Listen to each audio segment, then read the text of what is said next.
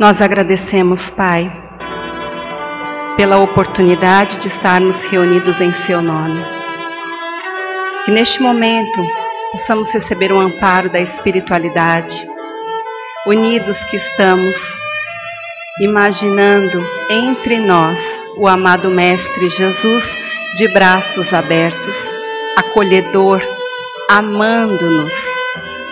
E que desta maneira estejamos mais receptivos às inspirações dos amigos espirituais.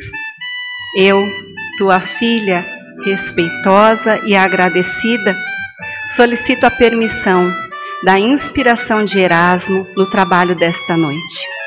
Graças a Deus, graças a Jesus. A palestra de hoje tem como tema a visão de Deus. Nós iniciamos com o livro A Gênese, capítulo 2, e Kardec questiona: se Deus está em toda parte, por que nós não o vemos? Kardec então nos explica que é em decorrência dos nossos olhos, por conta da limitação dos olhos materiais, que não podem ver as coisas de essência espiritual. São tão limitados que inclusive não podem visualizar todas as coisas materiais. É claro que os olhos espirituais podem ver os espíritos e também o mundo imaterial, o mundo espiritual. Então, desta maneira, nós conseguimos compreender por que os médiuns têm suas faculdades desenvolvidas e podem se tornar videntes, podem visualizar o mundo dos espíritos e os espíritos quando isso é adequado e necessário. E aí nós vamos dizer que as almas, elas podem ter a percepção de Deus. Esta questão da visão de Deus é um privilégio das almas mais purificadas. Bem poucos, ao desencarnar, têm um grau de desmaterialização apropriado para isso. Nós temos a compreensão de que, à medida que o homem se depura, ele se desenvolve moralmente, ele consegue se elevar, ele se espiritualiza. Nós vamos falar também que as nossas imperfeições, elas são como camadas que obscurecem a nossa visão. Então, todas as vezes que conseguimos nos libertar, eliminando uma imperfeição, é como uma mácula a menos que nos favorece neste contato com o Criador. Quando o espírito evolui, quando ele se depura, ele então, depurando-se completamente, ele vai ter a plenitude das suas faculdades. Mas é lógico que nós sabemos que isso acontece com o tempo. As reencarnações nos auxiliam. Em cada reencarnação, o homem se liberta de uma imperfeição. Ele vai se livrando destas imperfeições, destas chagas morais, e vai se elevando até que um dia possa se tornar perfeito e chegar perto de Deus, conseguir vê-lo e compreendê-lo. Nós ainda vamos falar que quando o homem abandona o seu corpo físico por ocasião da morte, ele não vai então eliminar instantaneamente todas as suas imperfeições. Lembremos que quando eu me libertar deste corpo, eu vou conservar todas as questões que eu consegui reunir enquanto eu estava encarnada. Então, todo o patrimônio moral, intelectual e espiritual que eu consegui adquirir permanecem comigo. Não é o corpo físico que faz de mim ser imperfeito para que eu não consiga ver a Deus e os espíritos, mas sim as minhas imperfeições morais. Aqueles espíritos de mais alto grau conseguiram percebê-lo. Mas os espíritos imperfeitos, eles não podem ver Deus. Só que nós não podemos dizer que eles estão mais afastados de Deus do que os outros espíritos. nós vamos falar que todos os seres vivos, eles estão mergulhados num fluido divino. E é por conta disso que nós nos unimos em pensamentos e em sentimentos. Todos nós estaremos então conectados e nós poderemos sentir os sentimentos uns dos outros e até captar os pensamentos de desencarnados e mesmo de encarnados. Erasmo me pede para expor um exemplo simples. Vamos imaginar pessoas que têm uma afinidade muito grande ou uma afeição muito grande. Eu vou falar das minhas filhas porque gosto de usar sempre este exemplo. Muitas vezes as mães conseguem sentir quando os filhos estão com fome ou mesmo quando estão com problemas. A minha paciente de 80 anos fala que isso sempre acontece. Os filhos estão distantes, vivenciando uma questão particular que faz remoer o coração. E elas sentem no lar que alguma coisa está errada exatamente com este filho. Nós estamos interligados porque estamos mergulhados no fluido divino. Mas isso não acontece apenas com todos os seres vivos, entre os seres vivos, mas também entre nós com o Pai. É por isso que Deus, Ele consegue saber das nossas necessidades. Ele ouve nossos apelos, as nossas preces, é sensível às nossas dores. É por isso que Deus pode nos atender, exatamente por conta desta questão dos fluidos. E nós ainda continuamos o estudo do livro A Gênese capítulo 2, dizendo que nenhum homem pode ver Deus com os olhos da carne. Se isso fosse possível, seria apenas em estado de êxtase, ou seja, quando a alma está desprendida da matéria. Isso acontece com as almas em missão.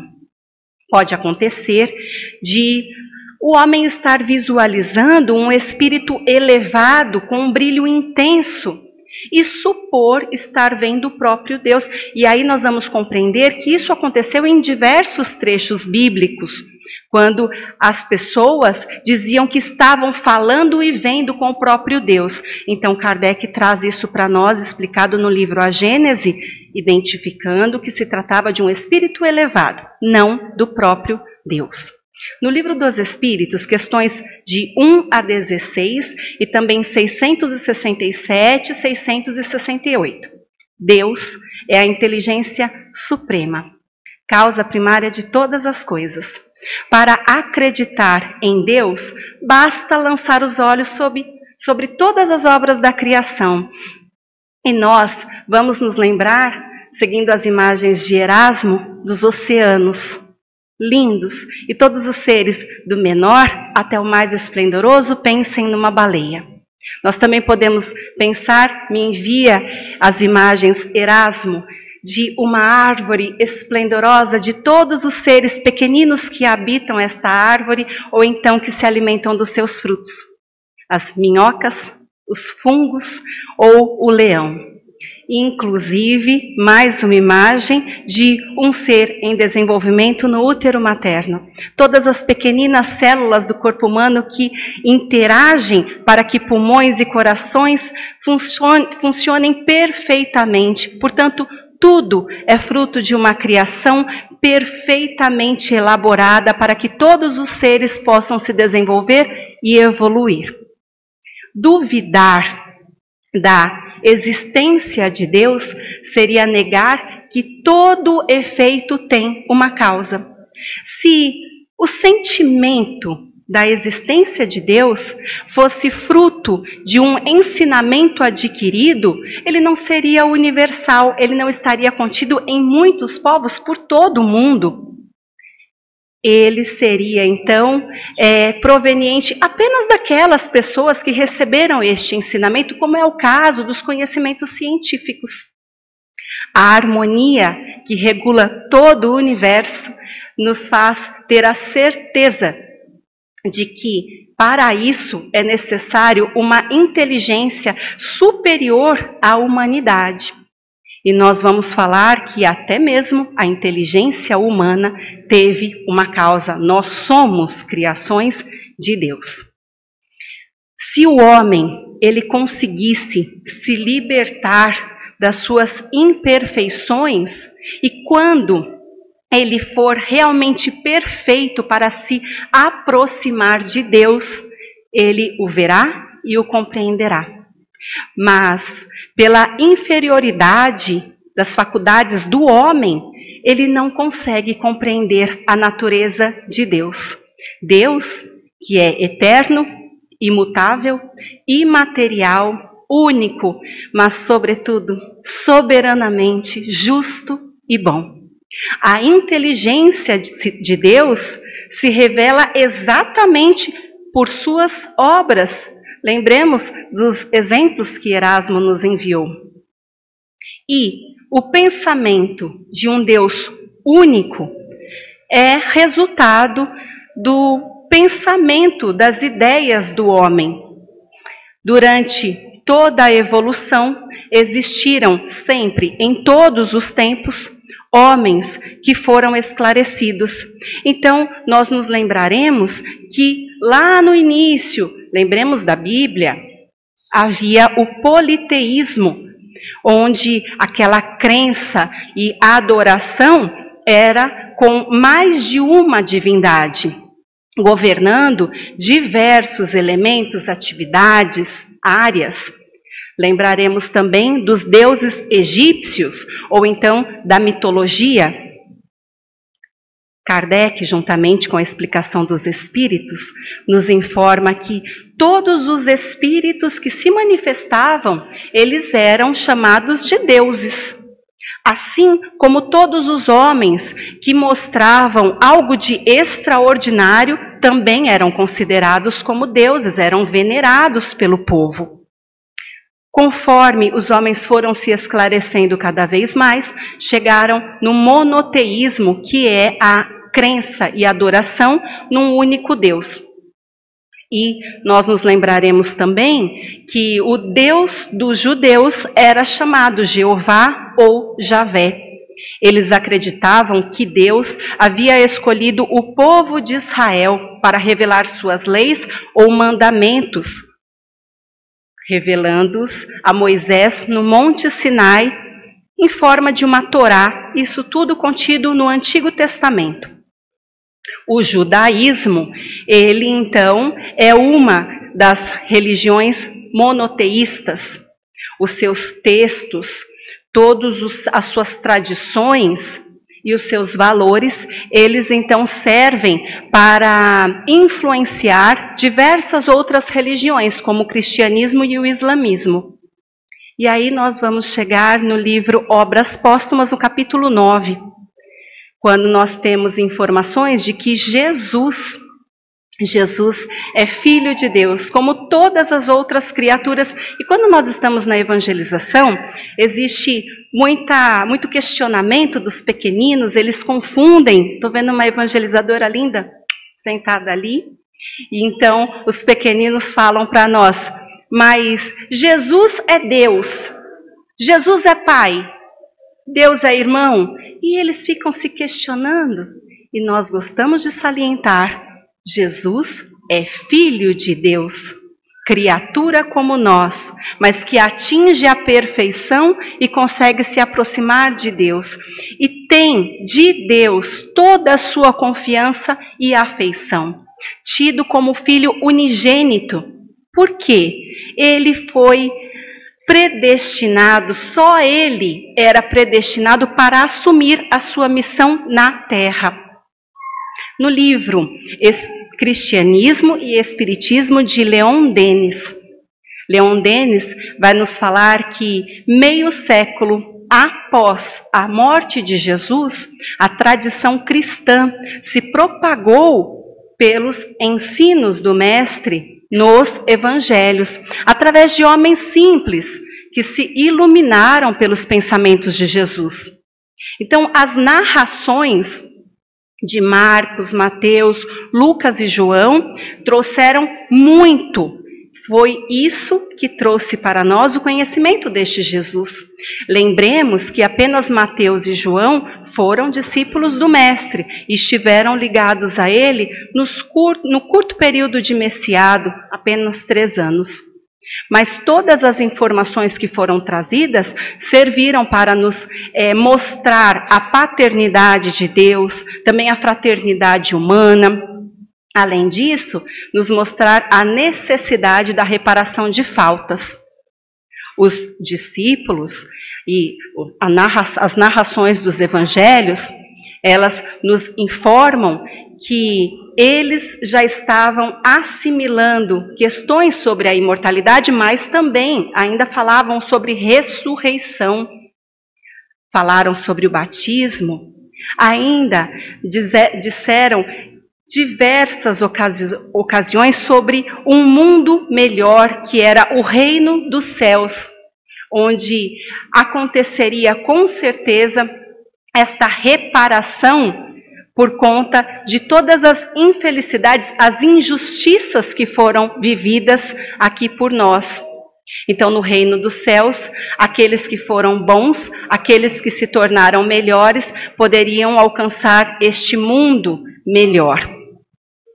No livro Consciência Existencial de Deus, por Herculano Pires, ele vai falar para nós que esta fé em Deus, a busca de Deus, é a busca da verdade. E a fé que o homem tem em si mesmo é o primeiro passo no caminho para a fé em Deus. Nós precisamos acreditar em alguma coisa. Erasmo diz que quando nós reparamos na nossa vida e tudo o que vivenciamos, nós começamos a acreditar que Deus se manifesta constantemente para nós. A ideia de Deus rege o desenvolvimento e também as manifestações de fraternidade e afetividade. Deus está em nós, em ideia e essência. E Paulo disse: em Deus vivemos e nele nos movemos. Erasmo diz que isso tudo diz respeito a uma questão fundamental. Todos aqueles que se propõem a seguir o Mestre Jesus e que já se consideram como verdadeiros cristãos, tratam as pessoas de forma diferenciada. Quando eu me coloco como cristã, eu não vou olhar para você de qualquer forma, porque você é minha irmã. Eu não vou permitir que você sofra, porque você é meu irmão. Eu preciso tirar o meu irmão do sofrimento. E hoje eu até estava conversando com um paciente exatamente sobre essa questão. As pessoas que são materialistas, elas não vão aceitar isso. As pessoas dizem que acreditam no Senhor e que receberam Jesus. Mas muitos falam isso da boca para fora. Quando nós colocamos em xeque-mate o que nós ganhamos e o que desejamos de forma material, cai por terra o verdadeiro cristão. Quando nós realmente seguimos um Jesus que é irmão de todos e é a base da fraternidade universal, nós procuramos fazer o que for possível para auxiliar o nosso semelhante. Então é isso que quer dizer. Quando nós cremos em Deus e nós sabemos o que Ele quer para a nossa vida, mudam as relações sociais. Nós não nos permitiremos agir de forma diferente. É sempre o amor pelo semelhante que vai prevalecer. Então, voltando, Herculano Pires fala para nós que o judaísmo, ele traz um Deus que é único, mas é um Jeová arrogante. E com o cristianismo, nós vemos Jesus reformar tudo, porque ele adoça o judaísmo, chamando Jeová de Pai. Portanto, tudo será modificado nesta visão de Jesus, que coloca Deus como um Pai. É um Pai que acolhe, é um Pai que está sempre de braços abertos para receber o pior dos pecadores. E quando nós vemos o nosso Deus como um Pai, nós também queremos nos esforçar como filhos dele. Reparar as injustiças, reparar as nossas faltas, nos ajoelharmos, mas nos erguermos para Deus e retornarmos para Ele, apesar dos percalços do caminho, porque todos nós teremos dificuldades. Costumo falar que quando nós nos convertemos realmente, é incrível, as dificuldades aparecem. Parece que vem em forma de teste para verificarmos, nós mesmos verificarmos o quanto podemos suportar e o quanto é importante caminharmos na direção do Senhor. Então é isso. Os ensinos de Jesus, eles, juntamente com o avanço cultural e científico, eles então vêm com esta proposta de modificação de todo um planeta, de exaltação de amor, de paz, de solidariedade. E é isso que todos nós queremos. Agora fica a pergunta: Deus está em toda parte, nós não podemos vê-lo. Já compreendemos o motivo, porque somos cheios de imperfeições. À medida que nos livramos delas, conseguimos nos depurar pouco a pouco, vamos ascendendo como espíritos perfeitos, como Jesus, conseguimos vê-lo, compreendê-lo, percebê-lo. Mas, se nós temos a compreensão de tudo isso, por onde deveríamos iniciar este trabalho de ascensão para Deus? E Erasmo diz, exatamente pelo amor fraternal.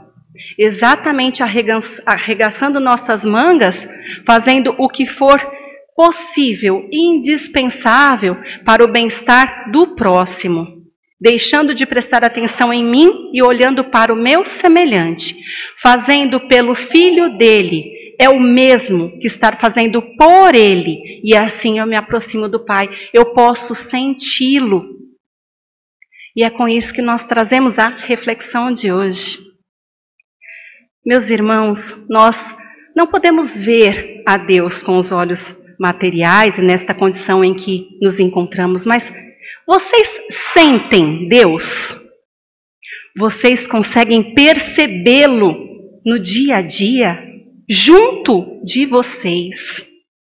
Porque é isso que nós precisamos ter dentro de nós, a certeza de que Deus está conosco, que tudo o que acontece é fruto do trabalho do Senhor para nos esclarecer, para nos fazer avançar para chegar até Ele. Apesar de todas as minhas dificuldades, de todos os meus sofrimentos, é me sentir amparada pelos braços do Pai. Sentir Deus é motivo de resignação, confiança, coragem. É motivo de desenvolvimento individual e colocarmos em prática esta reforma íntima que nos auxiliará para nos despojarmos das imperfeições que nos ferem e ferem os outros. Então, que tenhamos em mente que Deus está conosco, mas nós também precisamos nos entregar nos braços do Pai. Eu agradeço imensamente a oportunidade que tive para que possamos finalizar. Por favor, fechem os olhos. Amado Pai, nós agradecemos por tudo o que temos recebido.